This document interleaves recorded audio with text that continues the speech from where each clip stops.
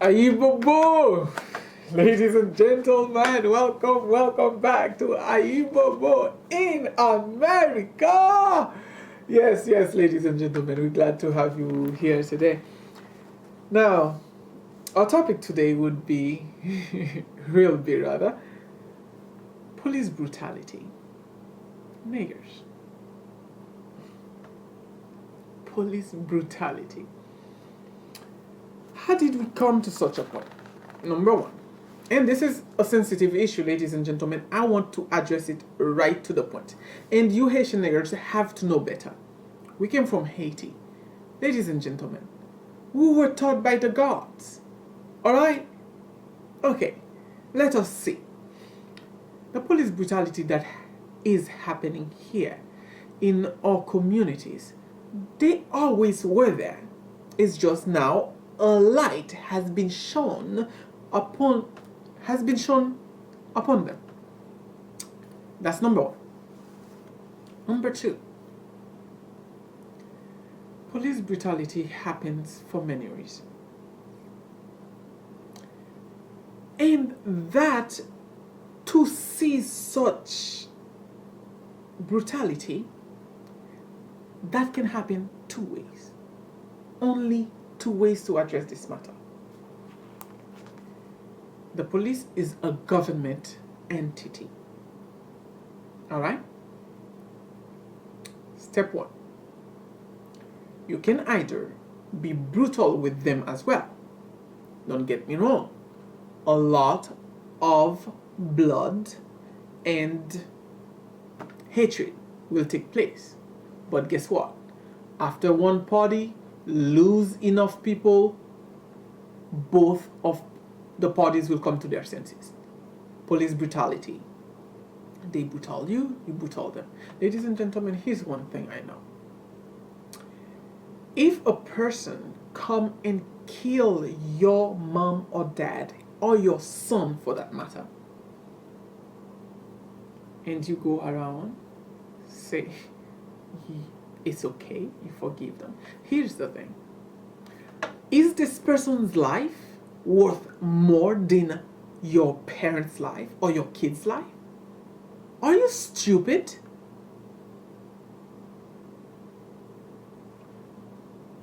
There's only one price for a life, one price. It is life.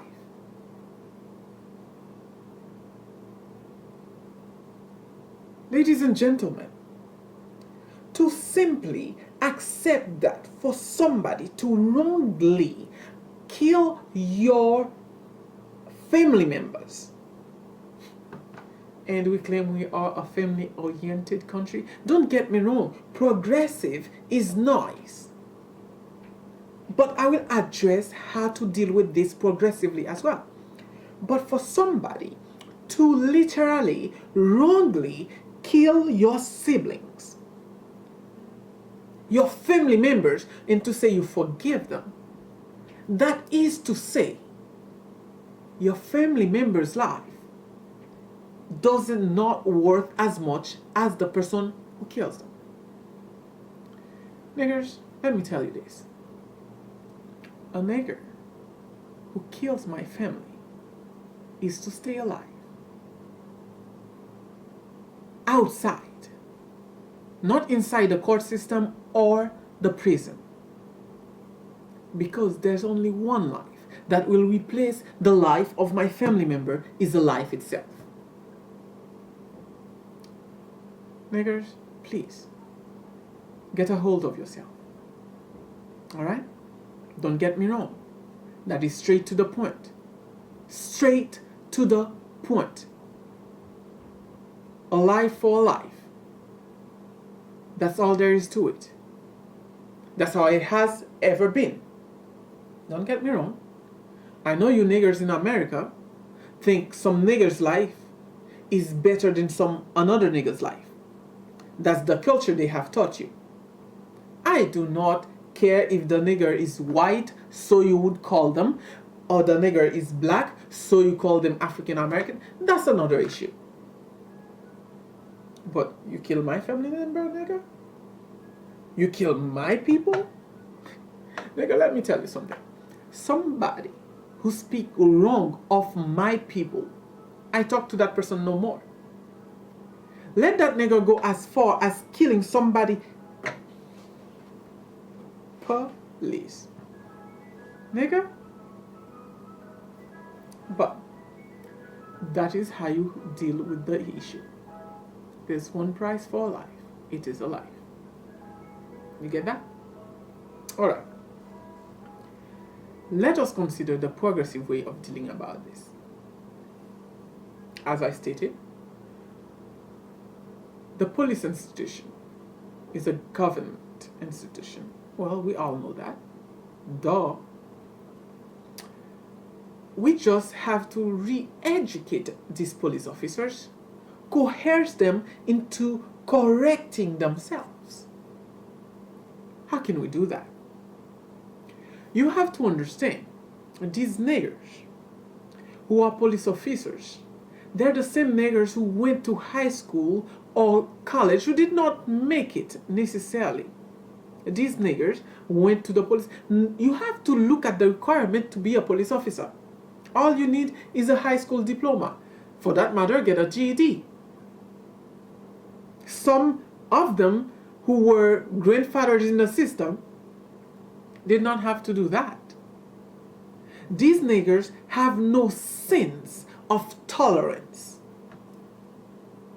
These niggers are the same niggers who were bullied in school, who dropped out. Now they are licensed to mistreat other niggers.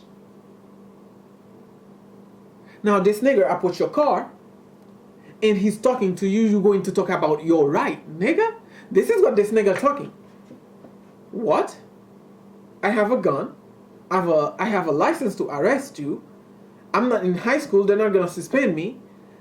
Nigga, if you don't agree with me, at least comply to my freaking orders. That's what this nigger is thinking about.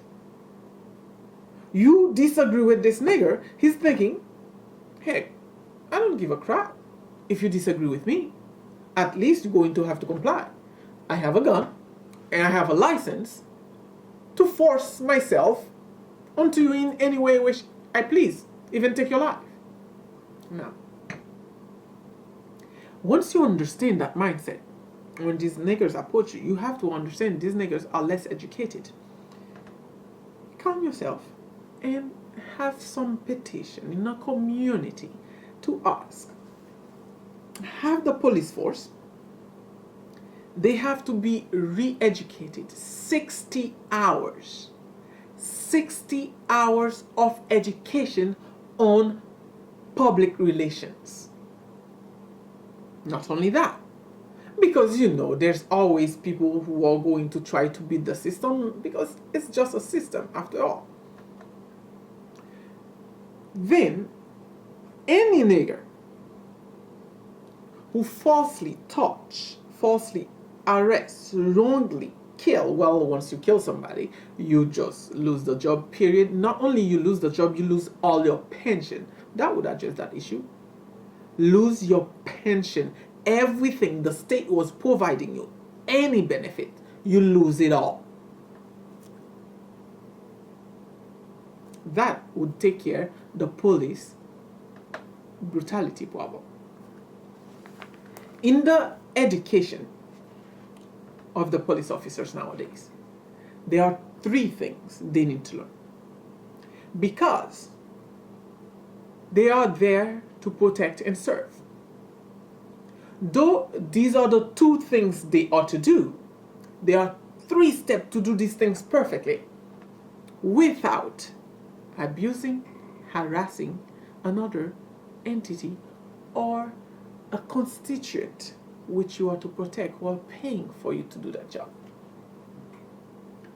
Police officers, you might think, this nigger, what is he talking about? Nigger, I'm talking to you. Step 1. You are there to protect. Protect and serve. It comes in that order.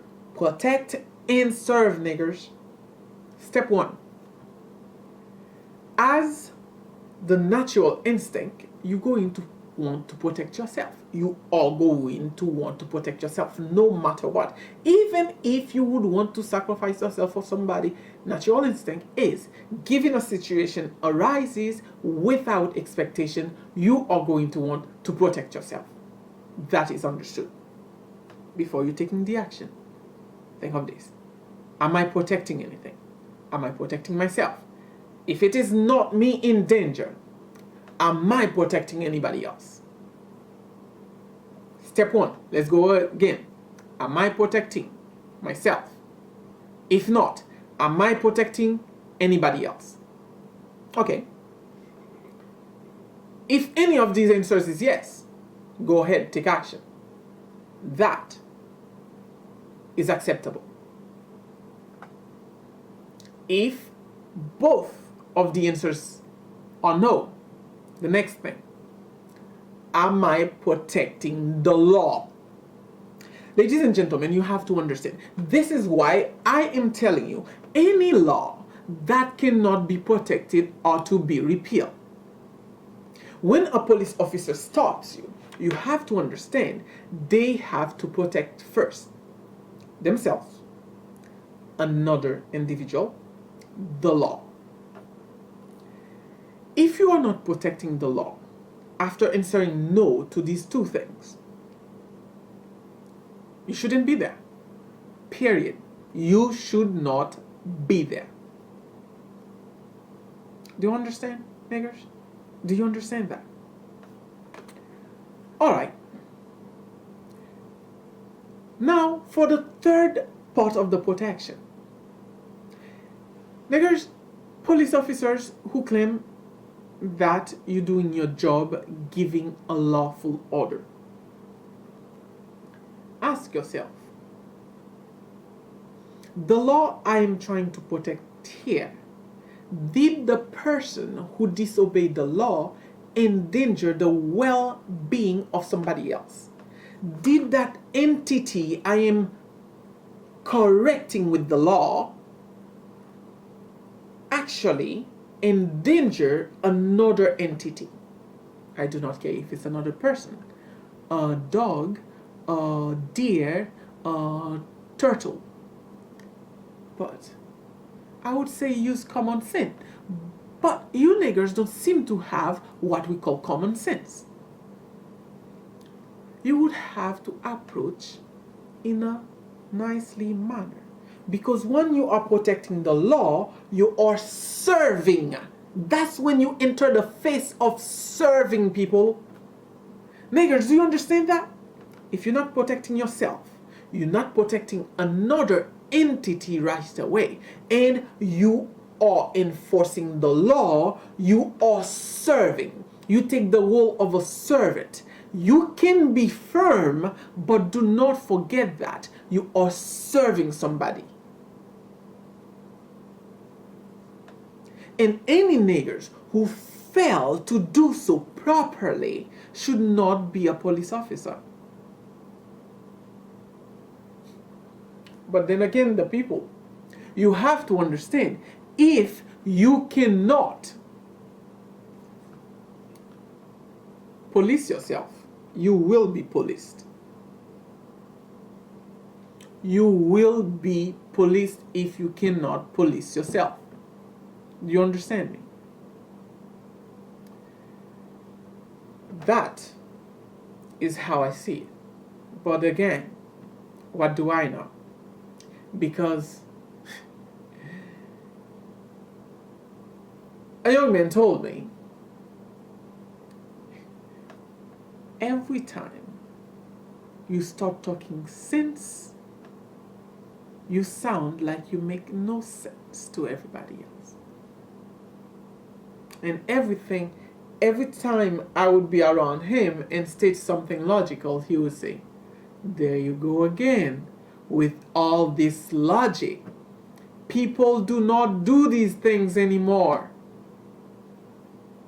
So, if the police officers cannot take it upon themselves to be policed, the people should police them if the agency as a core will not police them.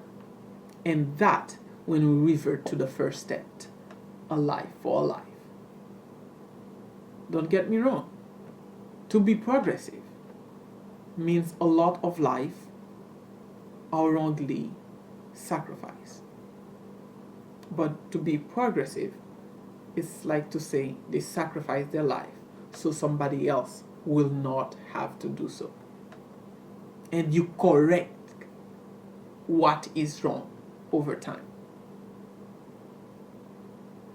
However, if that correction cannot be made progressively, please, by all means, make sure your family member's life is worth something. Ladies and gentlemen, that is a message from Ayati. Police thyself or be policed. You are a group of people, but know your individuality. Once you know that and you can accept that, everything will be alright. You will be in a better state. Ladies and gentlemen, we thank you. We try to keep it short. As far as police brutality is concerned, these are the steps. You have to ask yourself, what's the worth of your family member's life? That's for the radicalism. But for the progressive, you have to push for a reformation of the police corps. The education. They are to protect first, then serve. Are they protecting themselves? Natural instinct. Protecting somebody else that is serving but has to protect. Issuing the law, protecting the law is serving. And do it in a manner that you're not harassing the citizen in which you are serving. That's it. That is it. Well, ladies and gentlemen, we thank you. And we hope this was much of an education. And we here at Ayibobo in America, we know our Haitian people. Guys, please, by any means, know thyself. Know your people. Know where you come from. Abide by the law. But do not forget who you are. And please, please police thyself. Until next time, have a good one.